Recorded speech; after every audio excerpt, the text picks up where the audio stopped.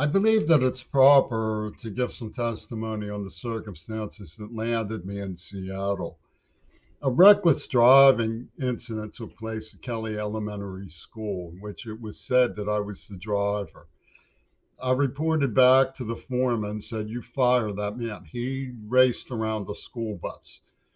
And it's important to understand that there's very distinct testimony here that the gang who ran recklessly around that school bus were behind COVID 19. It's the same gang that was arrested on the $8 million museum heist. It's the same Schulman gang and beyond Schulman who, in the state of Pennsylvania, who orchestrated the AIDS cover up story on Mount Desert Island, who produced the Burston script. One of Schulman's employees was a close friend of a Trump speechwriter, so you can't completely extricate Donald Trump from any of it. And the gang involves people who are independent so called artists around Pittsburgh who networked with car thieves who kidnapped, poisoned, and tortured me and made a joke of me at CMU as a naive idealist.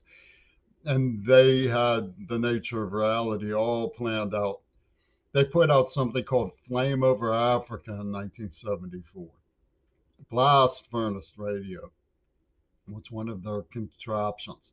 And they're always hinting and alleging and then, bumping off somebody or raping somebody. It's like a veteran administration of the underworld prison correction system that has gotten the upper hand because authorities cooperate with them. The old Sheriff Cahill seems to have been in on it. Donald Finnegan is the name that comes up. Donald Ostro, Ronnie and Casper back in 1974 absolutely tore my head off and terrorized me. So when you look at how many people knew that Ronald Reagan and Caspar Weinberger 6 years later would be in the White House, it's clear not that many. So this is administrative. And what's scary and needs to be understood is that at root, what we're talking about here is criminal leadership. That's how the Weimar Republic fell. The Weimar Republic wasn't a decadent democracy that came unhinged.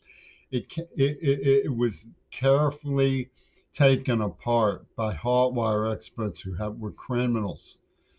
So you start seeing the same tendencies, the shooting and attacking and murdering of innocent people, to terrorize, to raise domestic terror. And the policing public opinion about this one for sure. So it's important to bear in mind that our freedoms come from public address. Our freedoms come from safe streets. Our freedoms come from functioning buses. Our freedoms come from understanding that law is to prevent criminals from gaining leadership positions. The laws are in place to educate people why choose the alternative to crime. And there are people who would side with the man who drove recklessly at Kelly School, which was predominantly black, who are black because that gang was lynching me because I'm white and disliked by the black community.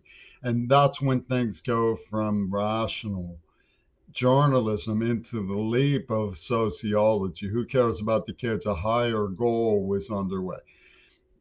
Nobody who's sensible to what's being done should overlook the role of UW dialectical contraptioning in forming these kinds of alliances in their mentality. A good example of this, Mark Lieberman absolutely hated me, really had it in for me, and he got hit by a truck. And they started circulating the rumor that I owed his family my life because he was killed and he hated me. And that makes sense to their minds. It's a macabre sociology and it's berserk. I used to live at Temple University with a man, Louis Letter, whose name appears as the Army director for Obama in Afghanistan, who used to say I made him twist his ankle. And this is the sort of macabre sociology that's at work. Oh, queer ball made us twist our ankle again. And that makes me honorary the reckless driver at Kelly's school. Even though I was a protesting passenger, quit the job in indignation, I was the honorary driver because I made them twist their ankle.